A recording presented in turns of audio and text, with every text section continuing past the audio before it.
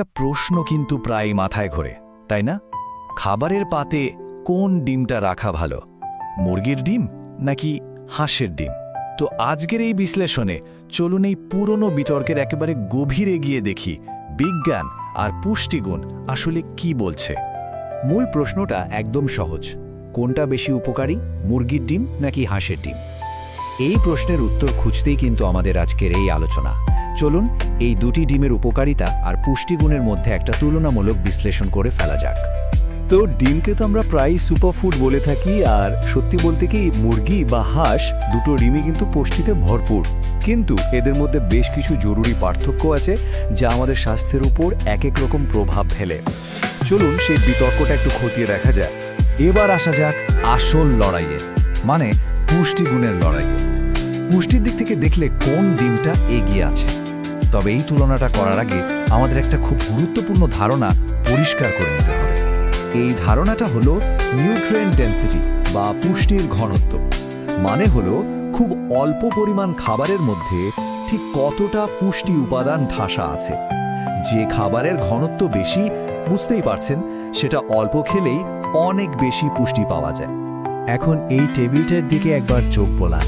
এখানে কিন্তু পরিষ্কার দেখা যাচ্ছে যে হাঁসের ডিমে protein, fat, vitamin A, vitamin বি12 আর আয়রনের পরিমাণ মুরগির ডিমের থেকে অনেকটাই বেশি। অর্থাৎ পুষ্টির ঘনত্বের দিক থেকে যদি দেখি, তাহলে কিন্তু হাঁসের ডিম বেশ খানিকটা এগিয়ে আছে। তাহলে পুষ্টির এই লড়াই থেকে কি দাঁড়ালো? হাঁসের ডিম বেশি পুষ্টিঘন, মানে নিউট্রিয়েন্ট ডেন্স, এতে ভাইটামিন আর খনিজ দুটোই বেশি। অন্যদিকে মুরগির ডিমটা তুলনামূলকভাবে হালকা, এতে ক্যালোরি আর ফ্যাট কম, আর এটা হজম করাও বেশ সহজ। পুষ্টিগুণের পর এবার আসা যাক খুব জরুরি একটা বিষয়, আর সেটা হলো কোলেস্টেরল।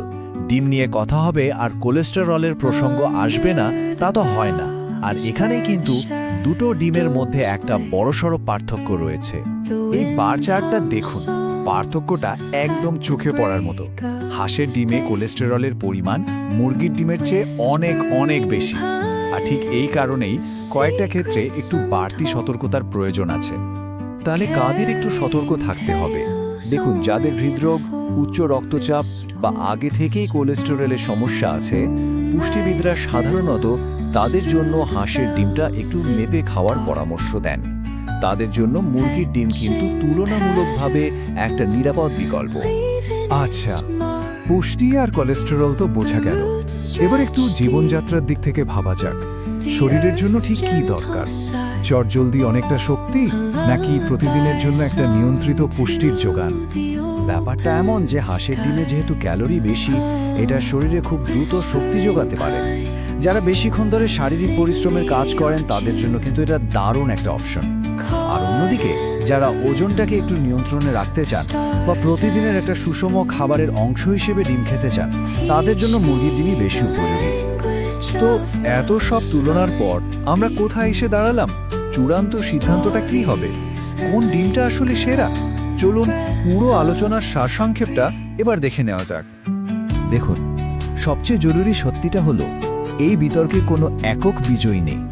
কোনো একটা ডিমকে ঢালাওভাবে ভালো বা খারাপ বলে দেওয়াটা ঠিক না।